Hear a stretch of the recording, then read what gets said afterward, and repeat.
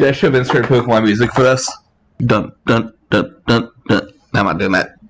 Liael Amorta has evolved. So what's up, everyone? Welcome to the video I probably should have done months ago when it was first announced in Japan. I literally am sitting on some uncut proxy sheets right here. Here's my favorite time traveling angel, the Keter version, has a new variant, and it's actually doing insane in Japan. Maybe thanks to an order that we're not going to get here until my birthday. So if you guys want to see me do some openings in the future and give me a birthday present, make sure to check me out on TCG Player or drop me a tip on Ko-Fi. Even without that though, I think we still can make it slap because it's effectively just the Keter version of Mysteric Habitat, which I've always kind of thought of more of just a big win more. Every Soke Duck and her son is going to have some ability to check top X call a card. As for the girl herself, you may know that I pulled SR and Frame Rare for the deck, so of course I had to build it, by which I mean that I've always kind of had Liael Amorta done, and I traded away the 2 high rating cards to get everything under the sun that I need for the set. So, let's jump on deck battle, shall we? Alright, so Liael, this one now, is a brand new version of Liael Amorta that basically has the same divine skill, being able to re-ride another Liael from drop zone during the battle phase to get another attack. This one works a little bit differently with 2 new skills. First is a once per turn Energy Blast 4, and by the normal unit from Rearguard or drop. First of all, really Bushy Road, Energy Blast 4? Everything's Energy Blast 3 in this game. Everything is EB3, and it makes sense because you gain 3 energy a turn, so your EB3 is effectively a free effect. I mean, it's not the first time we've seen an Energy Blast 4 because we had the trial deck bosses, but those were the trial deck bosses. This is like 3 seasons into the format. But for that cost, you're able to bind a normal unit from drop or rearguard, choose a card from your hand, discard it, and this gets drive +1 until end of turn. Stride. You discard a card to get a third drive check. This is a stride deck. This is still Gear Chronicle. We count it. Being able to get rid of not only your field, but now your drop zone gives you a little bit more diversity. So set up city. Don't mind your cards getting retired. Not bad. Then when it attacks, this is going to be similar to Liael Amorta's main ability. You get to counterblast 1, choose one of your rear guards, bind it, search your deck, and call a card with the same name as something in your bind zone in the shuffle deck. Huge thing right here. This no longer cares about the card that you bound. Traditional Amorta, and yes, this is the art I'm going to be using in this deck profile because shut up, this is the best one. I'd be so happy if I pulled for. Basically, let you check for the card that you bound. So if you bound a Gabuelius, call it a Gabuelius, cool for you. But if you happen to only be stuck on a heal trigger, oh no, I guess I gotta call another heal on my deck and be bad at this game. With Draconis' skill though, you can still find that heal trigger and be not as sad, because now it's in the bind zone where you're able to return it back to deck with Amorta's ability, and you're still calling that Gabuelius that's in your bind zone. As long as you have a copy of the card you want to target in your bind and you still have copies in your deck, go for it. You just basically bind anything, which makes this super good. Other than that, this is still effectively the same 4.5 attack deck, depending on if you're divine skill turn or not. And yeah, you just get triple drive for energy now. That's how it works. A little bit better, but the deck is only as good as the support makes it. So let's take a look at the support. Of course, Liael's best friend is Gabuelius, the punchable plushie that basically became the mascot for the D series in the anime, who has 2 nice little abilities. First of all, when it's placed, you get to Soul Blast 1 to scry a card, check it if you want to leave it on top, or if not, it goes to the bottom of the deck. You can tune up a nice little +5 bonus on him. This is very good. Once again, Liael has the ability to call during the battle phase, so you're just going to call this when your Vanguard attacks, shuffle, check your top card. Is it a trigger? I guess like a perfect card or something if you want that defensively, but is it a trigger? Speaking of drive checks though, he also has another ability that is a big old paragraph. When this unit attacks, if your damage zone is 4 or more, limit break. I love limit break, you guys already know that. Until the end of the battle, it gets +5, comma, if it was placed on rearguard by the ability of your Vanguard with Faded 1 is card name this turn, and a drive check score performed, battle of rearguard attacks this turn, counterblast 1, comma, this unit gets +10, +1 drive instead of +5, and perform a drive check. So, big old paragraph here. Basically, when it's placed, it's going to get +5 if you're in limit break, and more importantly than that, which is not tied to being at 4 damage. If this was called by Fade 1 ability, if this is called by Liael, or I guess you could run it in that other one, activate the cost, and you get plus 10 in a drive check. That's right, ladies and gentlemen, we have yet another character deck that has the ability to get triple drive throughout 2 different attacks. Keep in mind, if you use the Liael Divine skill, you'll also be getting a drive off this, so on Divine turn you get 4 drives, and the fact that he is scrying on place means that you're not only checking for triggers for Liael's ability, but for his self. Really solid. This card gets mad numbers later on when he gets power up from his own abilities, and power up from other skills on top of Persona Rise, all that fun stuff. And a good dragon. To grab our mascot, we also have Liael, a newer card like a couple sets ago. When placing it, so last one, check your top 7 for a Liael or a Gabrielius. Snap the hand. This is another consistency is key card here. Once again, you want to make sure you have that Gabrielius ready to field or bind, and just having more Liaels is good. Like one Liael's Persona Ride, the other Liael is a perfect guard. Spoilers, we do still run for Muertas, which I guess I should go into really quick, because the only skill that matters for this card right now is the fact that it's effectively another 4 copies of your Sentinel card, the card that says discard a card and block any attack. This one does it by taking 2 cards to your bind zone, shoving them back at the bottom of the deck. What have you been doing this entire time, ladies and gentlemen? Binding stuff. The end. Good. Consistent. This makes the deck very top heavy in the fact that we're effectively running, 11 grade 3 units. What is a shield? This one is a perfect shield. It's a perfect guard. That means you're writing 4 more of this thing. What you see in my list that I'm running 4 full copies, which means we are not running the Elementary Sanctity cheat in this deck. We'll get to that in just a second. Back on Liael though, she also has another ability during your turn. If you have a grade 3 Liael, it gets plus 5. If your Rearguard or Bind has a Blessed Dragon Gabrielius, it gets plus 10 instead. It's a beat stick. There you go. She's a beater and we love her for it. So effectively, it is 20k that lets you search for your key pieces. Not bad. 4 copies, don't even think about it. And before we go over our old friends, here's a couple of new ones. First of all, this dragon, I think, is like one of my techs. I haven't seen anyone else really run it yet. We have the Benevolence Dragon. Once again, a card with 2 abilities, because of course it has. Second of all is the +5/+5 shield if you are a Liael.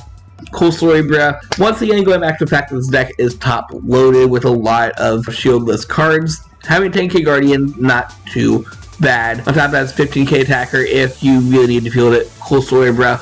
You're not going to field it. Love the search effect. When this card is discarded from hand or retired from Guardian Circle, if you have a grade 3 or greater Liael, put this card in soul. Resource management. Enough said. Pretty much, you can discard this for Liael's ability, or once again, if you have to field it, cool, you have a 10k shield. You can go back into soul, which fuels up some of your abilities, because of course you have a lot of soul in this deck with things like Gabrielius and Regiel without looking at anything else. Not bad. 3 copies, it's kind of fillery, but like honestly, I can't think of anything better that'll work here unless you just want to run good stuff. Keter, come check me at the end of the video for that. But since you've already watched this far, if you're enjoying it, maybe consider subscribing. From the new support card you guys don't care about, so the one that you do, we have a triple rare in Native Distant Bow Almo, who has the more important ability that was placed on Rearguard. Choose a grade 3 with Liael in its name from the ride deck, reveal it if you reveal it, or if you're chilling on her already, you get the energy charge 1. Once again, EV4 is weird for the deck, and I mean, you will be able to manage it for enough turns to sustain as long as you don't go into super long game, but preferably you want to go second to gain more energy because of this, and she helps out a lot with that. The fact that you're able to energy charge 1 makes your energy charge 3 for turn, energy charge 4 for turn, which makes Draconis' effect effectively free. Not bad when you run 4 copies just for this ability alone, but the second ability is not bad either. The fact that at the end of its battle that it's boosted. If you got grade 3 Liael, of course, and your opponent is grade 3 or greater, put this card to soul, and you, the player, get all of your front rear guards gain +5 until end of turn. Couple quick things about this. Obviously, the grade 3 restriction for your opponent, so you do want to go second if you want to utilize this ability a little more. And more importantly, the red text only specifies rear guard. You're not going to be able to buff up Liael herself. So not bad. I mean, this deck effectively gets 4 wave attacks that should increase in power now. We have some power up skills. In the past, tend to be a little weak. This was always more of the shield variant of Liael, where Odium was more of the spear, the more aggressive version. So having a little power buff does help out with this a little bit.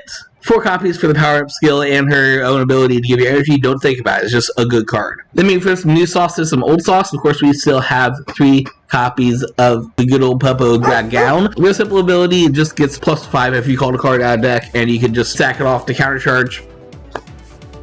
Yeah, you use a lot of CB for your grade 3s alone. Good dog. Can I just... Hold on. Good... Can I... I want to pet. I want to pet the Dragon. Tony, come here. I need a pet dog. Oh, there she is. I need my Hound Razor. I need my Winklebrief. Yeah, I know. You want a treaty? I'm gonna bribe you. You get steakies. We have steaky treats. Something. Hound Razor content coming soon. Yeah, only 3 copies now. There are alternatives if you do not have these, because for some reason it is a very expensive rare. Now, the less expensive card that we run 2 copies of, we have S-Tier, the Resanding Booster. Effectively, when a card in the same column is bound, you get to resand it, which makes it really good for early game attacks, or just the first wave where your power won't be mattering without triggers or stuff like that. Solid, only 2 copies are needed. You should just see it. Real simple trigger lineup here, and that is basically just crits to the heals, obviously. There's a lot of discourse for special heals in this format. Just run whatever you want. And as you can see, this little reddish brown thing right above me, we are running draw triggers over fronts, which is a little controversial. This is once again a 4 to 6 attack deck, so you do want to be hitting those numbers a lot. But I do think between your massive amount of grade 3s and your key pieces that you need to draw, stuff like that, you just want to draw cards. You want to draw cards. Defensively, you're running 8 perfect cards. You need cards in the hand of dish for those. So I think draws are not bad here. Triple drive plus a drive drop, Cablelius. Oh no. If you deck out, you deck out. That's all there's to it. The 4 perfect cards though. Look at this. You see it's in the corner. I'm going to click on it in just a second after we ignore the fact that I just said about stuff about decking out and we're still running the Keter River trigger in here. Whichever you want, really. Red could work, I guess, if you want more attacks. Blue could work if you want to recover more Leals and stuff. I think this is like one of the weird decks where Keter is not bad because you are doing Keter things. Yeah, order package real quick. That's like the last main thing of the main deck before I start talking about some substitutes, a different segment. We are using 2 copies of the Hostage Order, him brimming with Mercy. That basically says that once returned during your opponent's turn, you're able to use a card on your field as a Guardian by binding it. This could be any card, does not necessarily be Interceptor. So this is why we are, of course, running for normal perfect guardians. If you have to field it, oh no! You can just hit that boy out there and be like, yo dog, what up? I have a perfect guard in the bind zone. I'm going to return that perfect guard to the bottom of the deck with my other perfect guard. That's killed 2 perfect guards with 1 stone and shoving them back in deck or whatever. This also says that you can be a little stupid aggressive by fielding triggers because once again, 15k shield. Guess what? You're just going to bind and put back in deck with a Muertes ability. Not too bad. It helps you out with sustain a lot. You just need to make sure you're able to see them because we are not running any copies of the Grade 2 Searcher. It's just kind of a win more thing, but it's a win more that I think does help out a lot with your defensive ability. Then the final piece that we're talking about as we transition to the other things you can run segment is, of course, our Regalis piece. For this one, we're trying out Shroud in Darkness. Once again, Regalis is a little weird. In this format, you can run a decent amount of options. I'm just choosing this one because it lets you call 2 cards out of your drop zone. And once again, if you have to call a trigger, oh no, the him thing, just need a body on field in general for Draconis to pop off. Or if you have like anything at 2 and a 1, 3 and a 0, it's you just make a field. Pretty much just refield anything that was in your drop zone that you wanted to refield because you're playing against a control deck, I guess. I don't know. Doesn't matter how many times it hit Bob Cigar, she will keep rising. And welcome to the deck update round where I'm going to be looking at a bunch of alternate cards that you could use and probably just ignoring the ones that are important. Starting things off, this is of course a Keter deck, so we have access to all the Keter power. We'll just do a quick lightning round on which ones I think you should bother with and which you shouldn't. Leviron is an extra shield generator, pretty much if you care about shields. Once again, like I said, this deck is very top heavy. You are running a lot of grade 3 units, so anything that I say that has a guard ability, keep that in mind if you care to be a little bit more defensive. Gives you a quick shield token, gives you another order that you can play. Does cost a Soul Blast though. Keep that in mind. We're just going to go over costs real quick. This guy does cost a Soul Blast. Of course, we have our Wonder Twin Grade 2s, the 2 nation things for everyone gets, whatever. This one lets you check a card put on top of deck or discard. That could be okay. I'm also just looking at top skill, not at the different options because shut up, that costs a resource and so the part is free. This is essentially a scry that could potentially bury a card, which once again, you do want the ability to have certain cards in your drop zones so you're able to bind them with Liael's ability, but like this being available outside of battle phase and from hand gives us a Stoichaic Curse, and in a deck that does a lot of superior calling, I don't know how I feel about that. Then thing 2 has Liael in the name, so it has to be good probably. Once again, placed from hand, not during battle phase like all of them, so it's whatever's going to be a main phase skill that you can't really chain off of any of your shenanigans, but you get to choose a normal unit without Sentinel or in up to 1 order from your drop zone, shove it bomb your deck, then you could do a thing. Namely, Counterblast 1, check top 5, and you either add it or to hand, or you call it the card. This is decent. I mean, it refills. One of the good things that you can see is like any resource that lets you refill your drop zone to your deck, prevents the deck out. It also puts key units back in deck to target with Liael's ability. If you have a copy that's already bound and you have one of your drops or whatever, you're guaranteed the one that's going to be in your deck. In general, I do like refill skills just because in the past, this thing has been so unit focused that I actively ran 3 copies of each card just so I kept track of where every single thing was. But things like this that send cards back to deck, not bad. You can also use a counterblast if you want to just check top 5 in a filter field. Not too bad of an option. Would recommend this over any of the cards we've suggested so far. Speaking of Wonder Twins, you of course have these 2 lovely ladies here. This card, when you ride to draw a card, thingamajigs. It really depends on which resources you care more about. Honestly, Biscotti, I don't know. Anything with an Energy Blast effect on it, I'm a little hesitant on because Liael Draconis' effect is an Energy Blast 4, and all of your resources are going towards that. A little on the edge about this. You are using a decent amount of CB and energy in this deck, so her resource consumption is not the best there, but if you do play it still, pretty good secondary ability for Persona Ride effect. The whole Scry 3 top deck 1, call 1, maybe bomb deck stuff. It good. It helps refill field, it helps reset triggers. Then we have a slightly lesser version of that in Spiral QT Angel, who's a Spiral QT Counterblast 1. If you Persona Ride that turn, check top 2, 1 to hand, 1 to top or bottom deck. Scrying a +1 for Soul Blast 1 is probably a lot easier to manage than a Counterblast because you have more skills like Counterblast and Soul Blast. Pretty much all I have to say about that. More things that used to be good that now quite aren't as much. We have the Kitty Cats. I just don't know how I feel about removing cards from your field or drop or whatever, putting them into the not bind zone. Your ride line actually does matter a lot for Soul Blasting now, especially with the grade 1's ability to Soul Blast a card, draw 2 cards, and you want your Liael to be in drop zone so you could Persona Ride it for a divine skill. Having presence of your cards, knowing where they are, does matter a lot, so you don't want to remove them. Not sure if I'm a fan of this, even if it's a top 5 call card. There's a lot of cards that carry that top 5 calls, to be real. I don't know. We ran him in original Liael way back in the day, and he was featured in the anime. +10/+10. He makes some big, him scary, funny combos.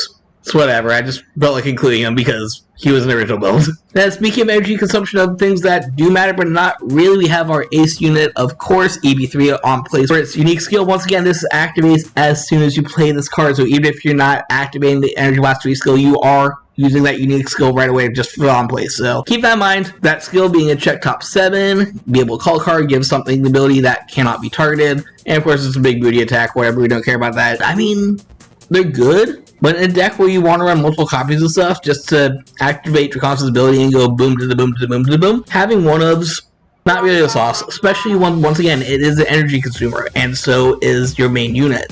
This I included for some reason. It's your fusion of good grade 1s. I did a video on it, make sure you watch that.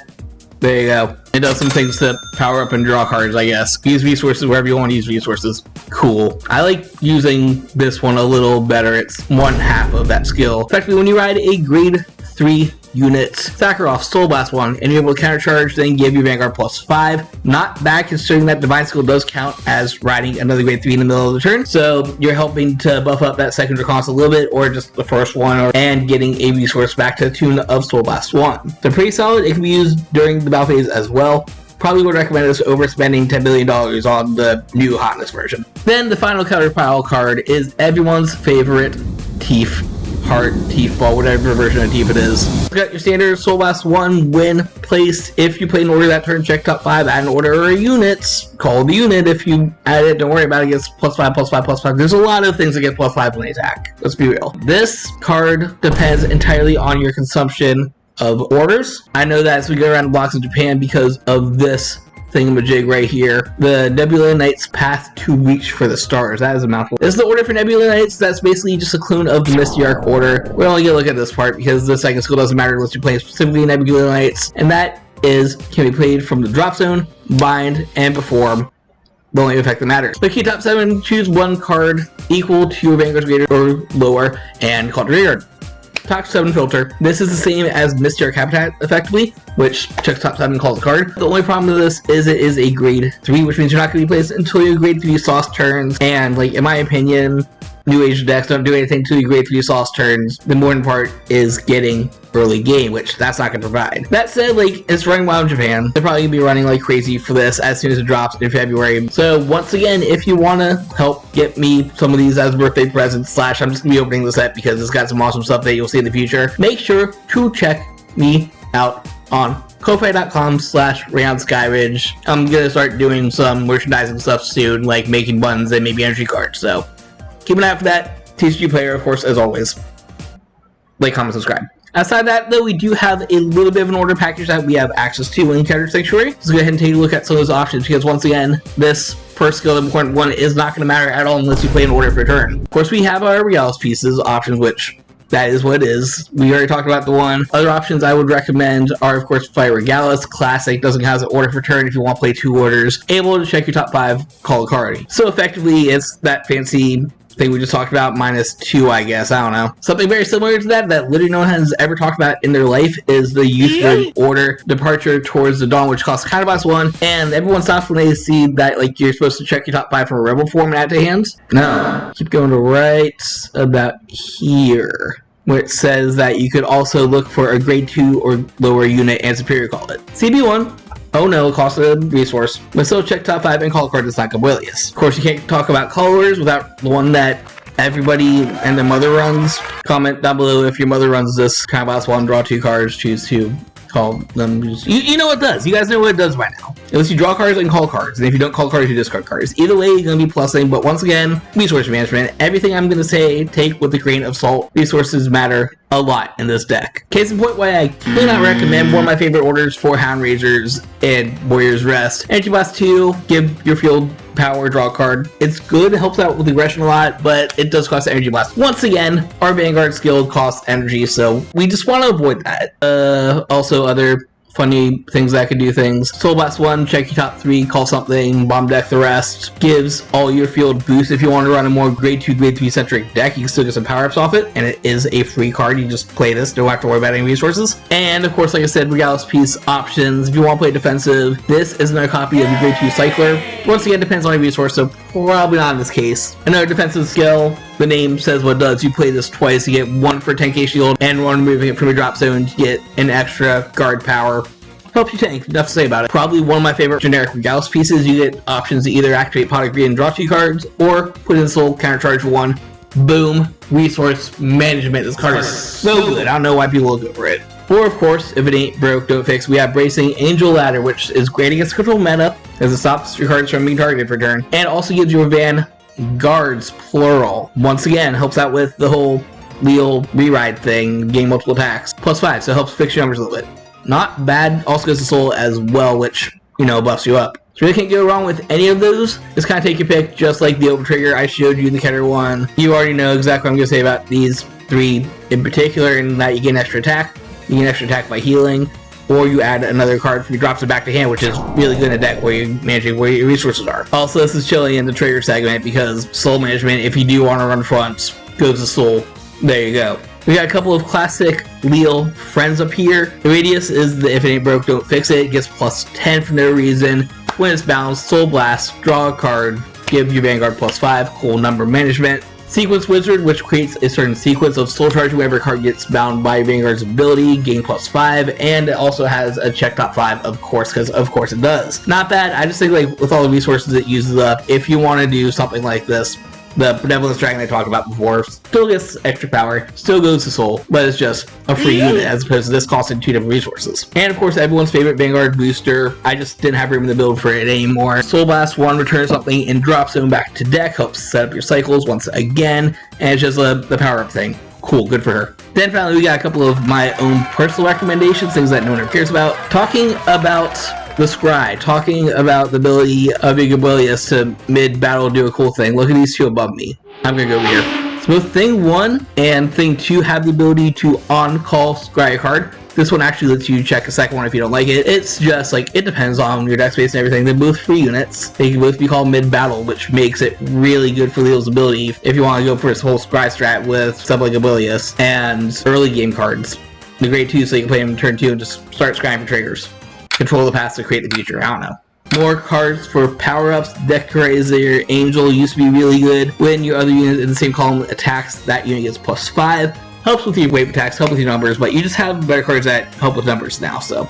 Used to be good, run it if you really want to. And finally, I know we were talking about resources this whole time. This is just a funny if you want to actively use up all your resources. Because when he is placed, you can Counter Blast 1 and Soul Blast 1. Check your top 3. If you find something that's grade 2 or less, you could call it. And if not, add to your hand. Shuffle, shuffle, shuffle. This is going to cost you a lot because once again, this deck does CB and Energy Blast a decent amount, so resources matter. But I mean, if you're looking at an empty field or you just want to make an extra attack off it, there you go. Call it another grade 2, call it another grade 1 as a booster. And I think that's everything.